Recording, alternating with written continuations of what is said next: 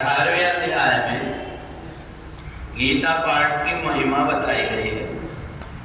श्रद्धावान अनसूयश्च शृणुयादपि यो नरः सोऽपि मुक्ता शुभान् लोकान् प्राप्नुयात् पुण्यकर्मणः।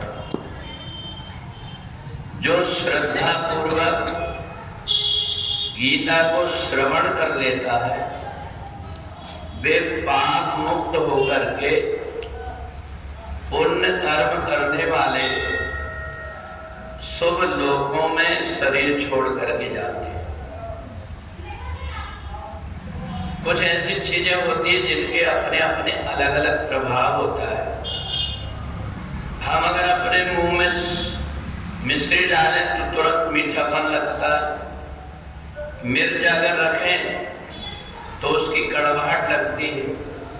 ऐसे ही हमारे वेद शास्त्र, जितने वेद शास्त्र हैं वो ऋषियों ने जन कल्याण के लिए बनाया है, कैसे करना है।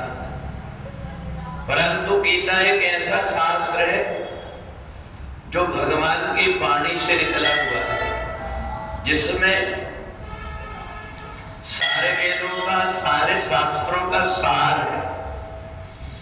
और गीता के शब्द व्यक्ति के द्वारा उच्चारण हुए या तो फिर उसके कान में गीता के पाठ पढ़े और उसके जन्म जन्मांतर के पाप नष्ट हो जाते। गंगा जल का इतना प्रभाव है, डुबकी लगाने से शरीर के अनजाने किए हुए पाप नष्ट हो जाते। और गीता पाठ सुनने से जीवात्मा के अंदर के जितने भी पहले जन्म के बुरे संस्कार वो मिट जाते। और इसलिए भगवान ने अर्जुन से पूछा, मैंने तुम्हें जो गीता सुनाया ये तुम्हारी समझ में आई?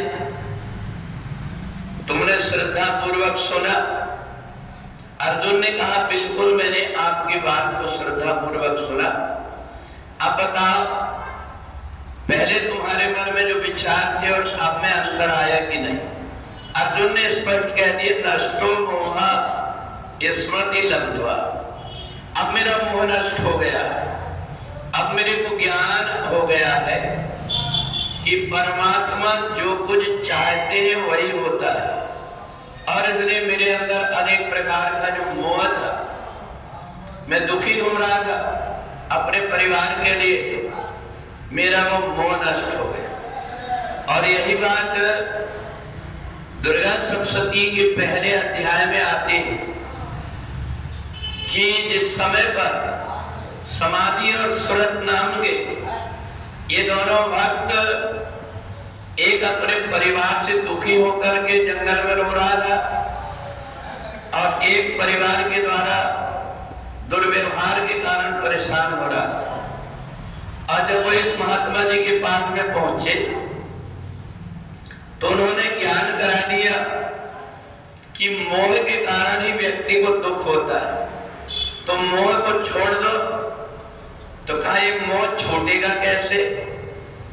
बड़े तुम एक काम करो, विश्वेश्वरी जगद्धात्री स्थिति संहार कारणी आदि शक्ति भगवती जगदम्बा के तुम आराधना करो।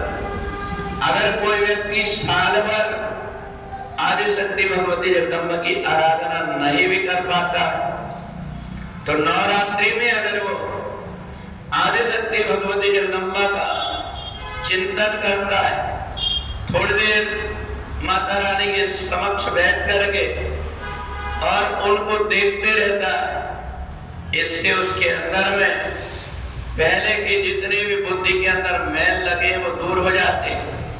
उसका मोह दूर होकर के आदि शक्ति भगवती जगदम्बा ये बुद्धि को निर्मल करने वाली जनक सुता जग जननी जानकी अतिशय प्रिय करुणा निधान की, ताके युगपद कमल मनाऊं जासु कृपा निर्मल मति पाऊं।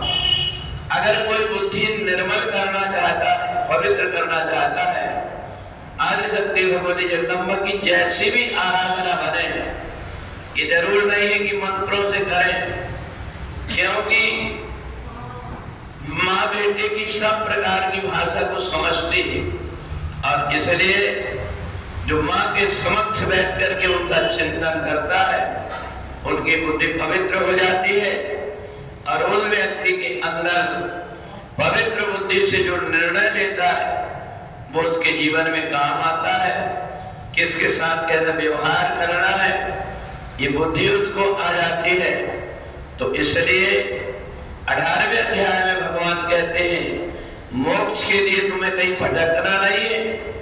मरने के बाद में कोई पिंडदान करेगा तो तुम्हारा मोक्ष हो जाएगा जरूरी नहीं है। वहां व्यक्ति गया में तुम्हारा उद्धार करने के लिए जाते, अपना पिंड छुटाने के लिए जाते कि हमने पिंड पाड़ दिए, अब तुम्हें जो कुछ जैसा हो तो तुम जाओ। परंतु जिसने जीवन जीते जी गीता के एक अक्षर को सुन लिया उसको कहीं कुछ करने की आवश्यकता नहीं है। वो शरीर छोड़ करके परमात्मा के धाम को चले जाए। बोले वृंदावन बिहारी लाल